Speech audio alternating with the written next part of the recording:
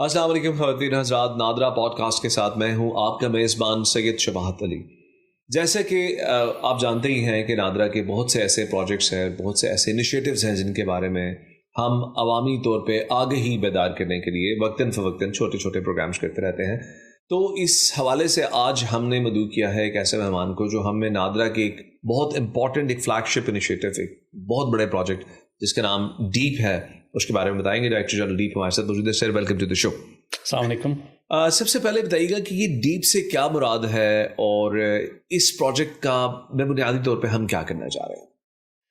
اچھا، ڈیپ سے بنتا ہے ڈیجیٹل اکانومی انہینسمنٹ پروجیکٹ۔ یہ ورلڈ بینک نے فنڈ کیا ہوا ہے، جس کی ٹوٹل جو فنڈنگ ہے وہ ہے $78 ملین، اور اس کا مقصد ہے کہ ہم پبلک سروس ہے اس کو ڈیجیٹائز کریں۔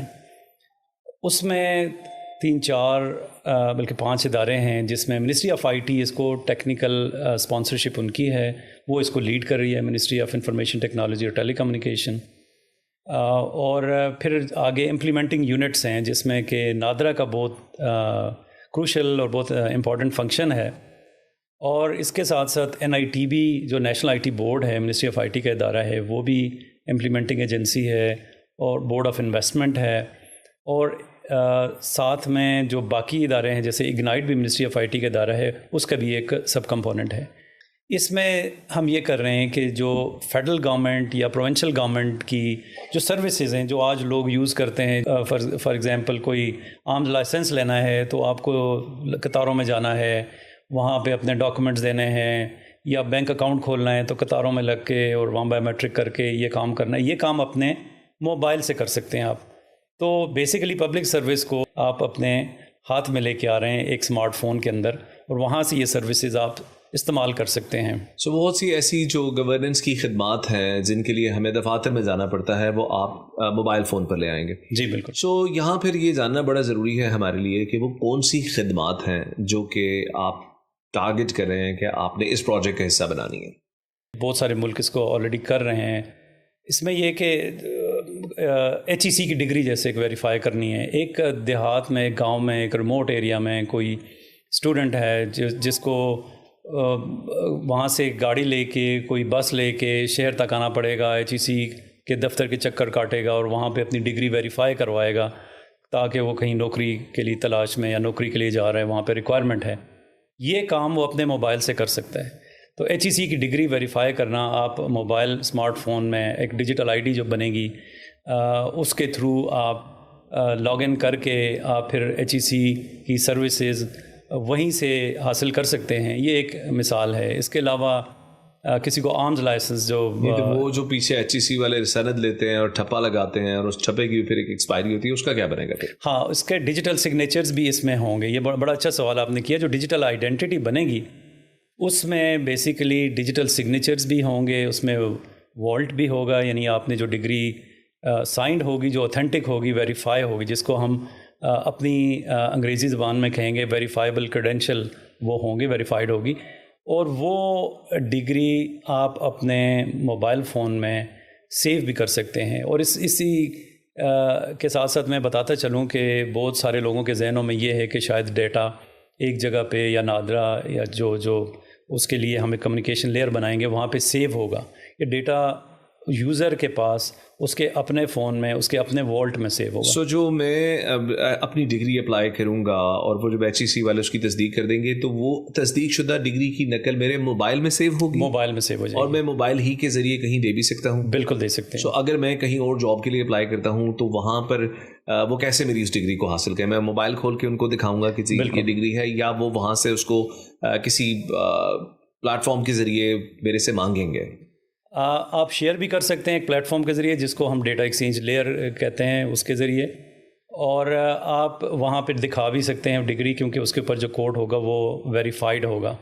تو اس میں اب جب جیسے باقی ایگزامپلز آپ پوچھے تھے، باقی مثالیں آپ یہ کہیں کہ SIM آج کل جیسے ایشو کرتے ہیں، اس کے لیے بھی آپ کو جا کے کسی ادارے میں یا آتھورائز ڈیلر کے پاس آپ کو انگوٹھا لگا کے اور آپ کو وہ بایو میٹرک کر کے آپ کو SIM لینا ہے۔ اب یہ ایک آسان ایک اس کی مثال ہے کہ آپ SIM موبائل کے ذریعے آپ لے سکتے ہیں۔ بیسیکلی جو موبائل میں جو امپورٹنٹ جو بڑی ضروری چیز ہے کہ آپ کیسے ویریفائی ہوں گے، اس کے لیے بنے گی ڈیجیٹل آئی ڈی، اور وہ بنا رہے ہیں نادرا. اور وہ آپ ایچ ای سی کے ساتھ اس میں اشتراک کر رہے ہیں، آپ کے ساتھ اس میں ایف بی آر کا بھی کوئی لینا ایف بی آر کے ساتھ ہماری بات ہو رہی ہے. ایف بی آر کے ساتھ وہ بھی ہمارا ایک یوز کیس بنے گا.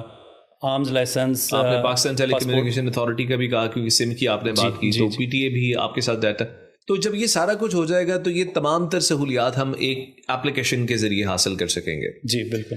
تو یہ تو ایک بڑا زبردست پروجیکٹ ہے. تو اس کے لیے آپ کو کیا ٹائم لائن ہے آپ کے سامنے، کب تک آپ اس پہ عمل درآمد کرنے جا رہے ہیں؟ اچھا جی، اس کے لیے جو ہمارا ٹارگیٹ ہے 14 اگست کا، کہ ہمارے آنریبل وزیر اعظم صاحب اس کو لانچ کریں گے.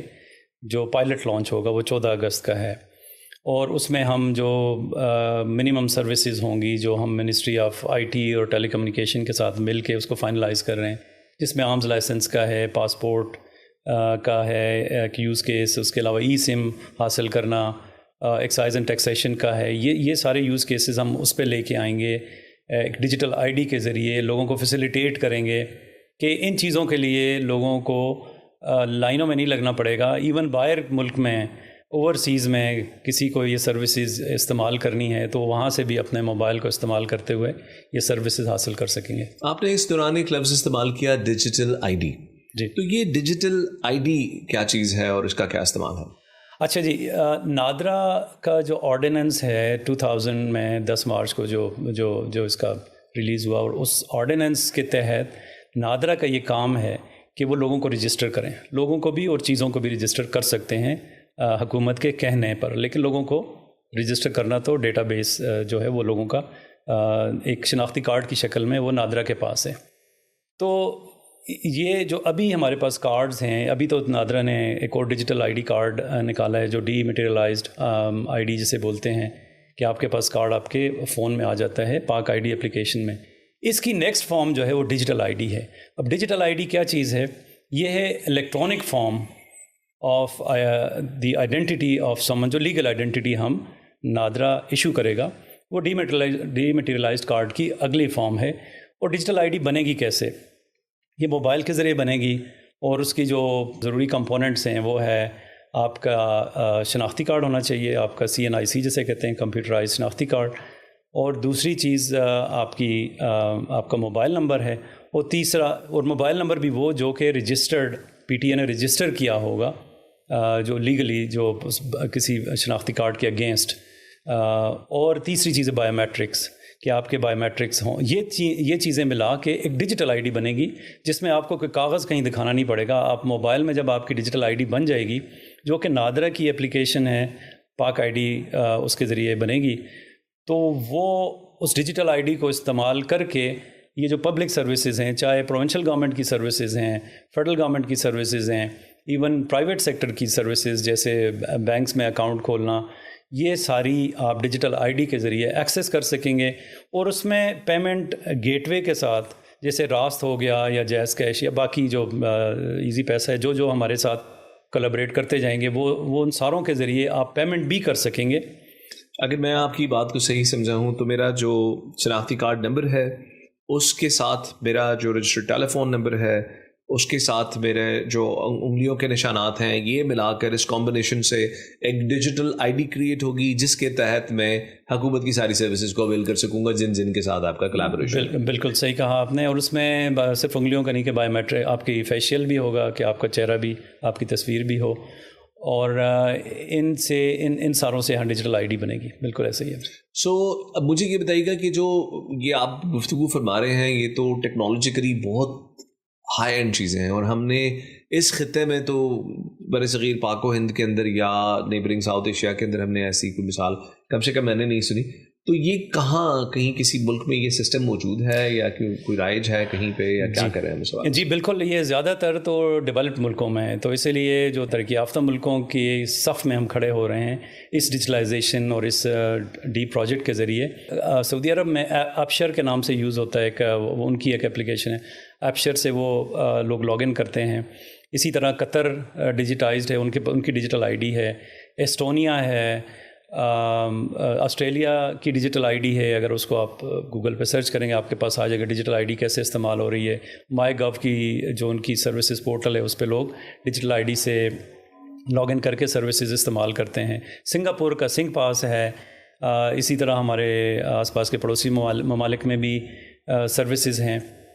اور اچھی بات یہ ہے کہ نادرا نے جو اسٹڈی کیا ان سارے ملکوں کی جو سروسز ہیں ان کو دیکھ کے، اور نہ صرف یہ دیکھا کہ وہ کس طریقے سے یہ ڈیجیٹل سروسز یوز کر رہے ہیں، ڈیجیٹل آئی ڈی بنا رہے ہیں، بلکہ نادرا نے زیادہ ڈیٹیل میں یہ دیکھا کہ ہم نے اس کو اسکیل اپ بھی کرنا ہے.